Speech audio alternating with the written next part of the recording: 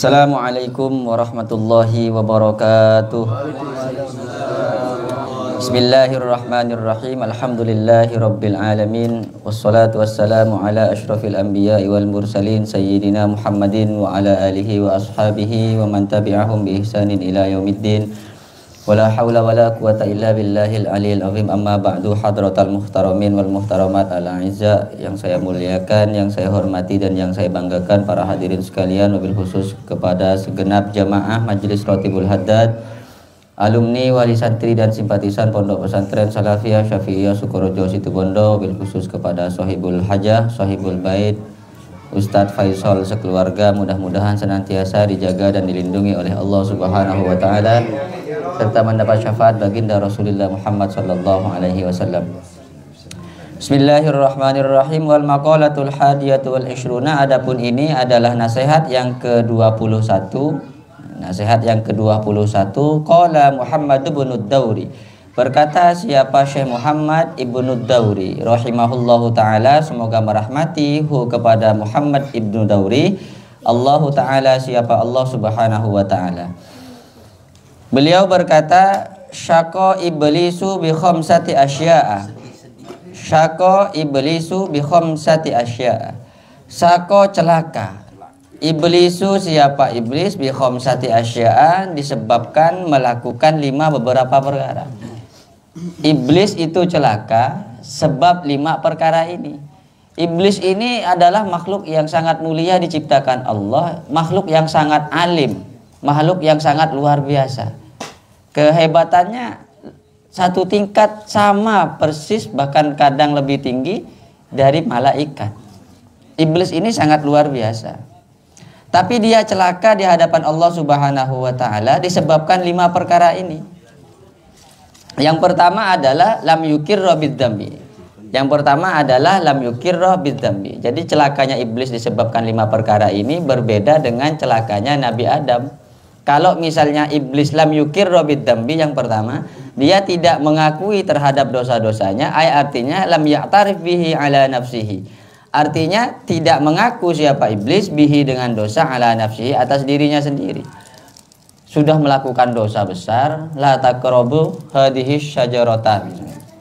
Gara-gara dekatnya Nabi Adam terhadap pohon itu digoda oleh iblis. Dan kesalahan terbesar iblis adalah tidak patuh terhadap perintah Allah Subhanahu wa taala untuk sujud kepada Nabi Adam. Usjudu li Adamah fasajadu illa iblis aba wastakbar. Bukan karena dia tidak tahu, bukan karena dia orang bodoh. Bahkan iblis adalah makhluk Allah yang sangat berilmu. Tapi satu, karena langka, karena kurang ajar, karena cangkolang, merasa lebih tinggi dari orang lain. Dan tidak ingin dan tidak mau serta tidak patuh terhadap Allah Subhanahu wa taala untuk sujud kepada Nabi Adam. Sehingga dia dilaknat oleh Allah. Nah, ketika dilaknat oleh Allah, dia melakukan dosa, lam yukirra bidzambi. Dia tidak mengaku bahwa yang dia perbuat adalah perbuatan dosa. Nah, kalau ada anak keturunan Adam, ketika dia melakukan dosa, dia tidak mengakui bahwa yang ia perbuat adalah dosa. Misalnya Ustadz Faisal bawa cewek, bawa perawan gitu kan, bukan mahramnya, digonceng gitu kan. Kita akui kalau itu perbuatan dosa. Kalau kita tidak bilang ini adalah perbuatan tidak dosa, tidak ada masalah, tidak apa-apa, berarti tidak ubahnya kita sama seperti iblis. Jangan nyaring-nyaring bilang iblisnya begitu kan. Ini yang pertama. Walam yandam ay lam yahzan ala dzambihi. Walam yandam, dan tidak menyesal siapa iblis, ay lam yahzan, dan tidak sedih siapa iblis ala dzambihi, atas dosa-dosanya iblis. Yang kedua, sudahlah dia melakukan dosa, dia tidak sadar bahwa perbuatannya adalah perbuatan dosa. Yang kedua, tidak menyesal terhadap perbuatan dosa yang dia kerjakan. Mare mate orang pakuna gelek kak ngakak. Ria iblis ini. Iblis sangat luar biasa. Walam yalum nafsahu ala fi'lihi. Walam yalum, dan celaka dan tidak mencela. Walam yalum, dan tidak mencela siapa iblis nafsahu, kepada dirinya iblis, ala fi'lihi, ketika melakukan dosa. Dia tidak merasa berdosa ketika melakukan pelanggaran-pelanggaran kepada Allah.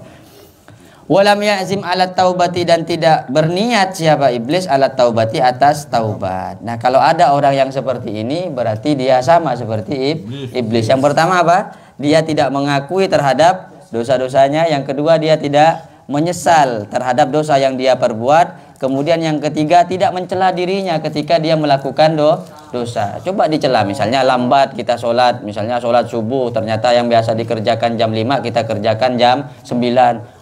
Mak tak juga kok. Kita celah diri kita agar supaya diri kita ini bisa kembali bangun subuh jam 10 jam 5 ya. Bukan jam 10. Subha. Oh, subha itu ternyata ya. Subuh dan duha. Kemudian yang ketiga, berniat untuk kembali kepada Allah, bertaubat kepada Allah. Karena katanya Kanjeng Nabi, at-taibu minadz dzambi kaman la dzambalahu. Orang yang bertaubat dari dosanya sama seperti orang yang tidak punya dosa. Di antara kita semua ini siapa yang mampu menjamin dirinya tidak punya dosa? Ada? Tidak ada. Semuanya punya dosa. Mungkin di antara kita pernah melakukan perbuatan dosa yang paling berat, paling besar. Maka mumpung masih ada nyawa, mumpung masih ada nafas di tubuh kita, bertobatlah kepada Allah. Tai temunya betretan juk toju nginum kopi tompes. Wakonito dan putus asa siapa iblis, wakonito dan putus asa siapa iblis min rahmatillahi ta'ala, dari rahmat Allah subhanahu wa ta'ala. Iblis putus asa dari rahmat Allah subhanahu wa ta'ala. Mimba bidoroba wa ta'iba. Lafat konito ini mimba bidoroba bisa mengikuti wazan doroba, berarti bab 2. Doroba yadribu dorban, fi'il amarnya idrib, berarti konito yaqnatu, fi'il amarnya idrib iknit, fi'il amalnya iknit. Kemudian bisa ikut wazan lafat ta'iba. Ta'iba yat'abu. Ini bab 4, fi'il amarnya it'ab.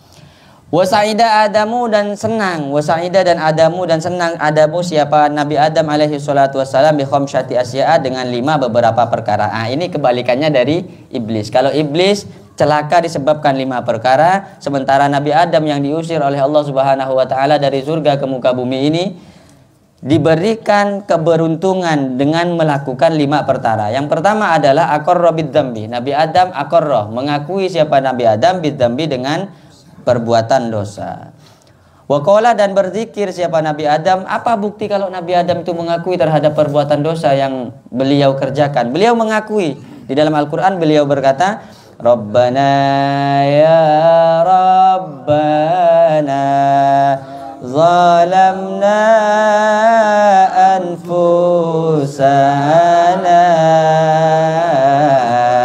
wa illam taghfir lana wa tarhamna lanakunanna minal khasirin. Cobalah kembali lagi zikir-zikir di musola-musola, di masjid-masjid itu, dengan zikir yang dulu-dulu itu loh. Kayak begini kan, Rabbana ya Rabbana, habis asar, habis maghrib. Ini zikirnya sudah melenceng jauh sekarang. Tapi walaupun tidak jauh-jauh amat lah, agak dekat sedikit. Ya selawat, tapi selawat yang hadra-hadra itu. Bohibok, wabaridak, elang kere masjid begitu kan. Cak Rabbana ya Rabbana zalamna ini kan lebih nyaman. Artinya bagaimana? Nabi Adam saja mengakui terhadap dosa-dosanya. Dengan kita mengaku kepada dosa-dosa kita, sepora bi Allah Subhanahu wa taala. Menit yang tak boleh sholawat, bukan tak boleh sholawat. Kalau kembali ke zaman dulu lebih nyaman. Apa buktinya kalau kembali ke zaman dulu lebih nyaman? Tak usah nyari PC kita, beri PC bi bapak kan. Kan iya, istrinya Tat Mahiri lebih muda, istrinya Bang Udin lebih cantik, kan kembali zaman dulu. Udah boleh waktu itu. Bisa benih boleh? Oh begitu ya. Ya Rasulullah. Jadi nyaman Pak dikiran-dikiran yang terdahulu itu. La ilaha illallah al-malikul hakul mubin. Itu kan sudah tidak ada sekarang. Bisa 1001. Langkah-langkah setia sudah mulai latah sudah. Udah lagu-lagunya aneh-aneh. Ada lagu-lagu apa pakai band-band itu kan, laguna siapa, Romai Rama, laguna Kangen Band, pemasuk peteti solawat. Ndak ada sirnya itu, ndak punya sir, ndak punya pengaruh terhadap orang-orang. Nah kalau yang begini, ini aja firmannya Allah. Rabbana zalamna anfusana wa illam taghfir lana wa tarhamna lanakunanna minal khasirin. Apa maknanya Rabbana? Ya Rabbana, wahai Allah, zalamna, zalim siapa kami wahai Allah, anfusana kepada diri kami. Wa illam taghfir lana, dan jika tidak mengampuni siapa engkau wahai Allah lana kepada kami, wa tarhamna, dan tidak mengasihani siapa engkau na kepada kami wahai Allah, lanakunanna, niscaya ada siapa kami minal khasirina, ialah termasuk orang-orang yang rugi. Kalau bukan karena rahmat Allah dan ampunan Allah, maka kita termasuk orang yang rugi. Kenapa kita rugi? Karena kita adalah orang-orang yang zalim. Kita ini zalim. Wa an Aisyah radhiyallahu taala anha, dan dari Sayyidah Aisyah radhiyallahu taala anha, beliau berkata, innal abda idza tarafa bi dzambihi tsumma taballahu alaihi. Innal abda, sesungguhnya seorang hamba idza tarafa, apabila mengaku siapa seorang hamba bi dzambihi dengan dosa-dosanya, summa taba, kemudian bertaubat siapa hamba, taballahu alaihi, maka menerima taubat Allah siapa Allah alaihi atas hambanya. Meskipun dosanya besar, dosanya banyak, kalau hamba itu kemudian yakin kepada Allah Subhanahu wa taala akan mengampuninya, bertaubat kepada Allah, maka Allah akan menerima taubatnya. Wa nadima alaihi, dan menyesal siapa Nabi Adam alaihi atas dosa-dosanya. Ini nomor 2. Wa nadima, dan menyesal siapa Nabi Adam alaihi atas dosa-dosanya, ai azam, artinya atas dosa-dosanya. Wa an Abdullah bin Mas'udin, dan dari Abdullah bin Mas'ud radhiyallahu anhuma, qala Nabi sallallahu alaihi wasallam, bersabda siapa Nabi Muhammad sallallahu alaihi wasallam, man akhta'a khati'atan au aznaba dzamban summa nadima fahuwa kafaratuhu. Man akhta'a, barang siapa akhta'a yang keliru, yang salah siapa, man khati'atan dengan satu kesalahan, barang siapa yang melakukan satu kesalahan, au aznaba, atau melakukan dosa siapa, man dzamban dengan satu dosa, summa nadima, kemudian menyesal siapa, man fahuwa, maka adapun Allah Subhanahu wa taala kafaratuhu, ialah mengampuni dosa-dosanya man. Ini kan yang repot adalah orang yang mujahirina fid dzambi, orang yang bangga terhadap dosa-dosanya. Dosanya udah ditutup oleh Allah. Kalau dia tadi malam mabuk, kalau dia tadi malam berzina, kalau dia tadi malam mencuri, pagi-pagi ndak ada orang tahu. Besok harinya dia cerita di warung-warung, besok harinya dia cerita kepada teman-temannya, ajwa langker jo, ajo masjid jo, saya ngocok tak amalan kok ruai. Ini namanya mujahirina bidzambi. Dia bangga dengan dosa yang dia kerjakan. Nah, orang yang seperti ini adalah orang yang tidak akan diampuni dosa-dosanya oleh Allah Subhanahu wa taala. Jangan mengaku. Maksudnya jangan mengaku itu jangan ditampakkan perbuatan dosanya di hadapan orang lain. Beristighfarlah, minta ampunlah kepada Allah Subhanahu wa taala. Walama nafsahu, dan mencela siapa Nabi Adam nafsahu kepada dirinya, ala fi'li dzalikal khoto'i, ketika melakukan dosa-dosa. Wa asra'a, dan mempercepat siapa Nabi Adam fit taubati, di dalam bertaubat kepada Allah, bi ta'ati asbabiha, dengan melakukan sebab-sebab taubat. Bertaubat segera, langsung bertaubat kepada Allah. Walam yaknit, dan tidak menyesal siapa Nabi Adam, tidak putus asa siapa Nabi Adam min rahmatillahi ta'ala, dari rahmat Allah Subhanahu wa ta'ala. Jadi jangan pernah menyesal. La tayasu min rauhillah wa la yayasu min rauhillahi illal qaumul kafirun. Jangan sekali-kali kita menyesal atau menjauh, putus asa dari rahmat Allah Subhanahu wa ta'ala. Karena hanya orang-orang yang tidak beriman, orang-orang kafirlah yang menyesal dan putus asa kepada rahmat Allah. Misalnya kayak orang-orang sebelah lah. Orang-orang sebelah itu kan minjam uang banyak, dia buat usaha, dia buat buka mebel, dia buat buka toko bangunan. Sekali dia bangkrut, apa opsi yang dimiliki oleh dirinya? Langsung bunuh diri, selesai di bank. Itu namanya putus asa. Maka kita jangan seperti itu. Kita tidak begitu. Kita pinjam yang banyak, kita pinjam, habis itu kita lari. Lebih parah berarti kan. Ini ajaran sesat. Pinjam dulu 100 gitu. Wal maqalatus tsaniyatu wal 20. Adapun ini adalah makalah yang ke-22. Lanjut ya. Kiko sanga ini. Kasihan Erwin. Anu siapa? Faisal, kasihan. Wal maqalatus tsaniyatu wal 20. Adapun makalah yang ke-22. An Syakikil Balkhi, dari Syekh Syakik Al-Barhi rahimahullahu wa huwa Ustadu Hatim Al-Asam. Adapun Syakik Al-Barhi adalah gurunya Syekh Hatim Al-Asam. Kila dikatakan sababu taubatihi, karena ada sababu taubatihi, apa sebab taubatnya Syekh Syakik Al-Balkhi, annahu ialah sesungguhnya, karena ada siapa Syekh Syakik Al-Balkhi min abna'il aghniya, ialah dari keturunan orang-orang kaya. Syekh Syakik Al-Balkhi ini orang yang zuhud, orang yang alim, orang yang sufi, sangat luar biasa. Tapi ternyata dia punya kesalahan-kesalahan di masa lalu. Dia punya dosa-dosa di masa lalu, dan ada beberapa sebab dia bertaubat kepada Allah. Dulunya dia adalah putra mahkota dari seorang yang kaya raya, anak orang kaya, keturunannya kaya raya. Suatu saat kharaja litijarati, kharaja keluar siapa Syekh Syakik Al-Balkhi litijarati, untuk berbisnis. Dia keluar berbisnis kemana? Ila ardit Turki, ke kota Turki. Dia datang ke kota Turki tujuannya untuk berbisnis. Kemudian fadakhala baitan lil asnami fara'a khadiman lil asnami fihi. Kemudian masuk siapa Syekh Syakik Al-Balkhi baitan, kepada satu rumah lil asnami yang banyak berhalanya. Dia masuk ke dalam rumah yang kemudian rumah itu dikelilingi oleh berhala. Fara'a khadiman lil asnami, maka melihat siapa Syekh Syakik khadiman, kepada pelayan lil asnami, bagi berhala, fihi, di dalam rumah itu. Fakot halako roksahu, dan sungguh-sungguh mencukur siapa khodim, pelayan itu, roksahu, kepada rambut dari kepalanya berhala, walihyatahu, dan jenggotnya berhala. Nah, jadi ketika dia datang berdagang, berbisnis ke kota Turki, dia masuk ke sebuah rumah, ternyata di rumah itu banyak berhala, dan ada petugas yang menjaga berhala itu, membersihkan berhala itu dibersihkan, kemudian jenggot-jenggotnya dibersihkan, dielap, kepalanya juga dielap. Kemudian Syakik itu berkata kepada khodim itu, innalaka soni'an hayyan aliman qadiron fa'budhu wa la ta'bud hadhil asnam. Sesungguhnya laka ialah bagimu, soni'an hayyan, adapun Tuhan, kamu itu punya Tuhan, hayyan yang maha hidup, aliman yang maha alim, qadiron yang maha kuasa, fa'budhu, maka sembahlah olehmu kepada Tuhan itu, wala ta'bud hadhil asnama allati la tadurru wa la tanfa'u, maka janganlah kau sembah berhala-berhala ini, allati la tadurru wa la tanfa'u, yang tidak memberikan mudarat dan memberikan manfaat. Cek saking ngecak Madura itu kakek mak nyembah ke berhala aja, cek kakek andi pangeran saya maha odi, saya maha alim, saya maha mampu, saya maha kobasa, mak nyembah ke jeriya kakek ke patung dia. Sembahlah Allah Subhanahu wa taala.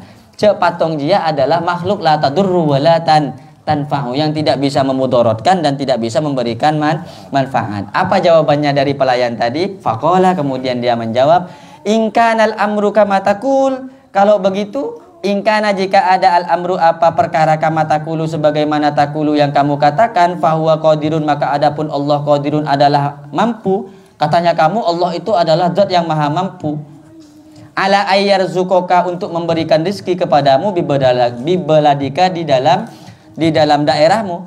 Falam tahammal tal masyaqqata ilahahuna litajarah, maka kenapa menanggung siapa engkau al masyaqqata, kepada melarat, ilahahuna, sampai ke sini untuk berbisnis. Kalau begitu, apa yang kamu sampaikan bahwa Allah adalah maha mampu, maha hidup, maha kuasa, apa kema entar dinna? Kenapa kamu sampai ke sini jauh-jauh dari rumahmu, datang ke kota Turki hanya untuk berbisnis? Itu berarti Tuhanmu tidak mampu. Mau jawab apa kalau kamu begitu kan? Aku tak pasti berhala lagi ya, kakek paham budaya, paham nyembagi ya kan? Tapi untungnya ini adalah Syekh Syakik Al-Balkhi. Kalau kita yang ditanyakan begitu, kita pak, iya inilah kok nyembah berhala lagi ya, pak murtad, kafir pak. Fantabaha, kemudian sadar Syakikun, siapa Syekh Syakik Al-Balkhi, wa akhadha fi tariqiz zuhdi, kemudian menjadi siapa Syekh Syakik Al-Balkhi fi tariqiz zuhdi, di dalam thariqah zuhud. Gara-gara itulah kemudian dia tinggalkan segala duniawinya, kembali kepada thariqah zuhud, tidak cinta dunia. Jadi zuhud itu sebenarnya sederhana. Kemarin saya itu bicara dengan Ki Afif di mobil itu sambil tertawa-tawa. Beliau itu kan punya khadim, punya haddam namanya Hasan Arifin itu ya. Orang Ketapang itu, Hasanul Arifin. Jadi Hasan Arifin ini ceritanya memang tidak bisa tidur sama AC. Pakai AC itu tidak bisa. Jadi ketika dikumpulkan satu kamar dengan KPK, timnya Kiai itu, tim Komisi Pemberantas Konsumsi, tim KPK itu yang besar-besar orangnya itu, Hasan Arifin ini tidak mau, bang saya carikan kamar lainnya, bang sudah saya siapkan, kamarnya tidak ada AC-nya, tidak ada, pokoknya sederhana, sangat sederhana. Oh ini cocok sama saya katanya. Satu tidak suka AC, dua tidak suka ramai. Sudah betah dia di kamar itu. Akhirnya satu saat semua rombongan bersama Kiai itu kan punya jadwal di kediamannya Mbak Ci ini kan ya, Mbak Ci Tiara itu. Nah si Hasan Arif ini izin pulang sama Kiai. Dia tetap tidur di pondok. Dia bilang ke Kiai begini, Kiai saya mau izin pulang Kiai ke pesantren ya. Apa cong? Tak tidur di nak cong. Kau tidak tidur di sini cong? Punten Kiai. Takut hubud dunia. Saya takut cinta dunia Kiai gitu. Itu akejo itu ke Kiai itu kan. Kiai akhirnya kesokan. Akhirnya Kiai. Udah. Akhirnya kejadian ini dibahas lagi di dalam mobil. Ketika dalam mobil sama Kiai, tanya Aki, apa ben mak mole cong? Tak tedung kon Pak Jibak B katanya Kiai. Anu aptina takut hubud dunia Kiai. Kesokan boleh Kiai. Akhirnya boleh Kiai. Kiai Afif itu ketawa. Langsung katanya Kiai Afif, langsung saya nimpalin, tidak kayak saya berarti Kiai. Saya ini selalu mencari dunia Kiai. Yang saya pikirkan semen, yang saya pikirkan besi, yang saya pikirkan batu Kiai. Boh, bener Jong katanya Kiai. Muntunya kau tuh sehari Jong. Saya tak oleh hubud dunia Jong katanya. Karena mencari dunia perintahnya Allah katanya beliau. Nyari dunia perintahnya Allah Jong. Mencinta dunia kebaci bi Allah. Bener Jong, disuruh cari. Wah, saja semangat nyari semen kok. Semen besar. Disuruh cari kan, tambah semangat saya. Yang penting disuruh jangan mencintai dunia. Carilah dunia tapi jangan jatuh cinta. Karena jatuh cinta kepada dunia tidak seindah jatuh cinta ke aspal. Ya, Bang. Jauh nih ya, Bang. Sikit lagi. Wakilah dan dikatakan karena sababu zuhdihi, ada apa sebab zuhudnya Syekh Syakik Al-Balhi, annahu ialah sesungguhnya Syekh Syakik Al-Balhi ro'a melihat siapa Syekh mamlukan kepada budak yal'abu yang main-main fi zamani kohtin di dalam zaman paceklik. Wa kana nasu dan ada semua manusia mahzunina ialah susah siapa manusia bihi dengan musim paceklik. Faqala kemudian berkata siapa Syakik Al-Balhi, ma hadan nasyatul ladzi fika, apa yang membuat kamu tetap semangat bekerja? Dia ketika melihat di masa-masa paceklik melihat ada seorang budak yang masih semangat tetap bekerja. Kemudian saya saking ngomong, kakek mecek semangat ta'ala, kok apa yang memotivasi kamu sehingga kamu tetap semangat bekerja padahal sekarang ini adalah musim paceklik. Kok masih semangat kamu bekerja? Kemudian amataro mafihin nasu minal jadbi. Kamu tidak mau melihat bahwa manusia sekarang ini sedang susah di dalam musim paceklik. Orang susah kabeh pakun semangat alako. Ajual cek pakun rogi kakek pakun ajual. Alako tak bajar bi orang kakek pakun alako. Setiap musim melarat kakek pakun alako. Fakola kemudian menjawab siapa? Budak tadi menjawab, wa ma alayya min zalika limaulayya qaryatun khalisatun yadkhulu lahu minha. Wa ma alayya dan tidak ada ialah alayya atasku min zalika dari kejadian-kejadian kesusahan itu. Wa limaulaya qaryatun khalisatun dan sementara bagi tuanku adapun desa, adapun rumah, adapun tempat khalisatun yang bebas. Yadkhulu masuk siapa budak lahu kepada Korea itu, lahu kepada Korea minha, lahu kepada budak minha dari Korea. Ngapain saya mau susah-susah katanya? Kalau sekarang musim paceklik ngapain saya mau susah, sementara saya ini punya bos, yang bos saya ini saya keluar masuk ini bebas di rumahnya, mau makan bebas, mau minum bebas. Apa ki melarat? Ya pakun semangat lah kok. Artinya musim paceklik ataupun tidak musim paceklik bagi budak tadi tidak ada pengaruh karena dia punya bos, ditanggung kehidupannya sama bos. Toh kalau rugi yang rugi bos bukan saya, begitu. Nah kemudian dengan jawaban yang seperti ini ternyata Syekh Syakik Al-Balhi ini sadar dia. Manah taju nahnu ilaihi, yang kata budak kami tidak butuh, manah taju tidak butuh siapa kami, nahnu adapun kami ilaihi kepada emak. Fantabaha kemudian sadar siapa Syekh Syakik Al-Balhi. Beliau sadar. Faqala kemudian berkata siapa Syakik Al-Balhi, in kana limaulahu qaryatun wa maulahu mahlukun fakirun summa innahu laisa yahtammu lirizqihi fakaifa yaliku annahu yahtammul muslimu lirizqihi wa maulahu ghaniyun.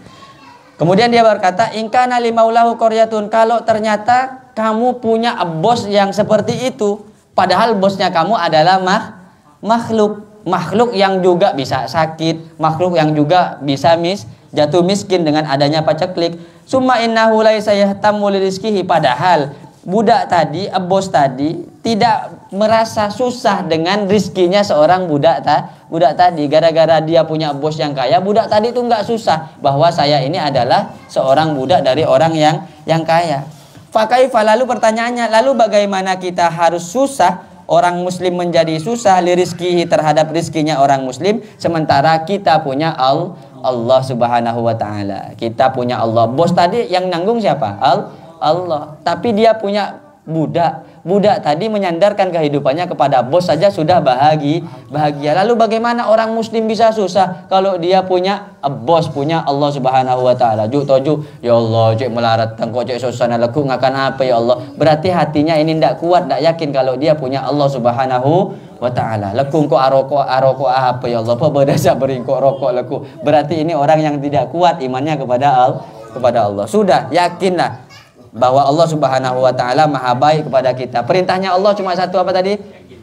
Wa batagu min fadlillah. Kita cari fadl karunia dari Allah. Keluar norok hadatan beri kopi, keluar norok hadatan beri tajim. Mau nengen mana tay beri apa teretan? Kan engki. Montoro beri sampean bisa mesen Bang Erpin. Gojek beri kayak gitu majer.